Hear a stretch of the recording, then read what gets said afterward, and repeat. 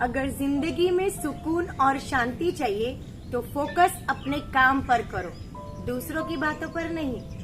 इस बात को समझने के लिए आज हम एक कहानी सुनते हैं। उस कहानी सुनते ही हमें पता चल जाएगा कि इस बात का सही मतलब क्या है।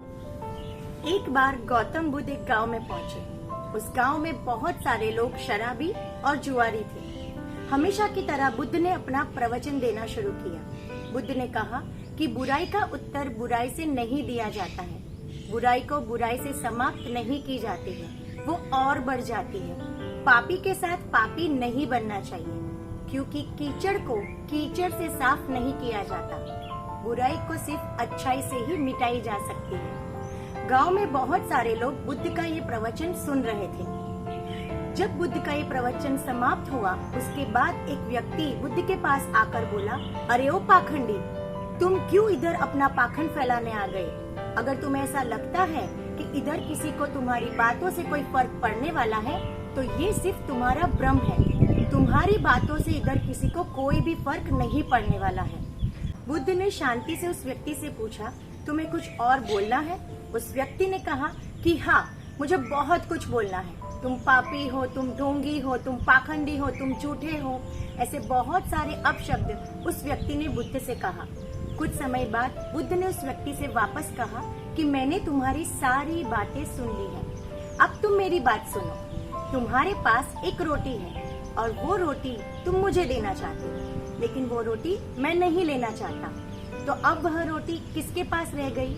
उस व्यक्ति ने कहा, सीधी सी बात है, अगर वो रोटी तुम नहीं लेते हो तो वो मेरे पास ही रहेगी। बुद्ध ने शांति से वापस उस व्यक्ति को कहा कि तुमने ठीक बताया, तुमने बहुत सारे अपशब्द मुझे कहे, लेकिन वो सारे अपशब्द मैंने लिए ही नहीं। तो अब वह सारे अपशब्द किसके पास रह गए?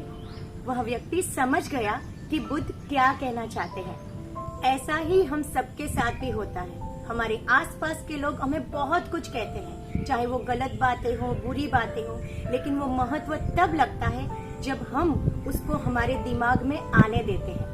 इस सारी गलत बातों को हम हमारे अंदर आने ही नहीं देंगे तो वो सारी गलत बातें उस व्यक्ति के पास रहेगी। हम सबको हमारे आसपास एक कवच बना लेना चाहिए और उस कवच में हमें सिर्फ अच्छी बातों को ही आने की अनुमति देनी चाहिए और बुरी बातों को उसी समय हमें निकाल फेंकनी चाहिए। इसलिए जब कभी भी आपके साथ कुछ ऐसा हो तो ये कहानी जरूर याद कर लेना।